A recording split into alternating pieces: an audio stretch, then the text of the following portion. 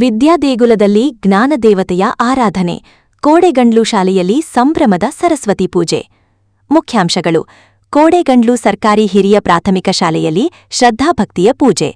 ಬಣ್ಣ ಬಣ್ಣದ ಹೂವುಗಳಿಂದ ಕಂಗೊಳಿಸಿದ ಶಾರದಾಂಬೆ. ವಿದ್ಯಾರ್ಥಿಗಳಲ್ಲಿ ಸಂಸ್ಕಾರ ಮತ್ತು ಭಕ್ತಿ ಮೂಡಿಸುವ ಪ್ರಯತ್ನ.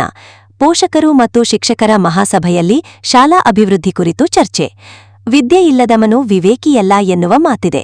ಅಂತಹ ಜ್ಞಾನವನ್ನು ನೀಡುವ ತಾಯಿ ಶಾರದಾಂಬೆಯನ್ನು ಆರಾಧಿಸುವುದು ನಮ್ಮ ಪರಂಪರೆ.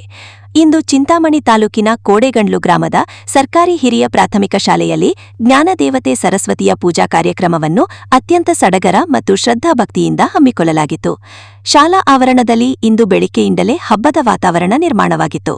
ಶಾಲೆಯ ಶಿಕ್ಷಕರು ಮತ್ತು ವಿದ್ಯಾರ್ಥಿಗಳು ಒಗ್ಗೂಡಿ ಜ್ಞಾನದೇವತೆಯ ಆರಾಧನೆಗೆ ಸಕಲ ಸಿದ್ಧತೆಗಳನ್ನು ಮಾಡಿಕೊಂಡಿದ್ದರು.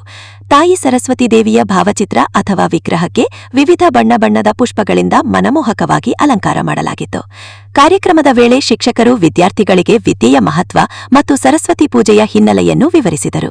ಶ್ರದ್ಧಾಭಕ್ತಿಯಿಂದ ಪೂಜೆ ಸಲ್ಲಿಸಿದ ವಿದ್ಯಾರ್ಥಿಗಳು ತಮಗೆ ಉತ್ತಮ ಬುದ್ಧಿ ಮತ್ತು ಜ್ಞಾನವನ್ನು ಕರುಣಿಸಲೆಂದು ಪ್ರಾರ್ಥಿಸಿದರು. ವಿದ್ಯಾರ್ಥಿಗಳ ವಿವಿಧ ಸಾಂಸ್ಕೃತಿಕ ನೃತ್ಯಗಳ ನಡುವೆ ನಡೆದ ಈ ಪೂಜಾ ಕೈಂಕರ್ಯವು ನೋಡುಗರ ಕಣ್ಮನ ಸೆಳೆಯುವಂತಿತ್ತು.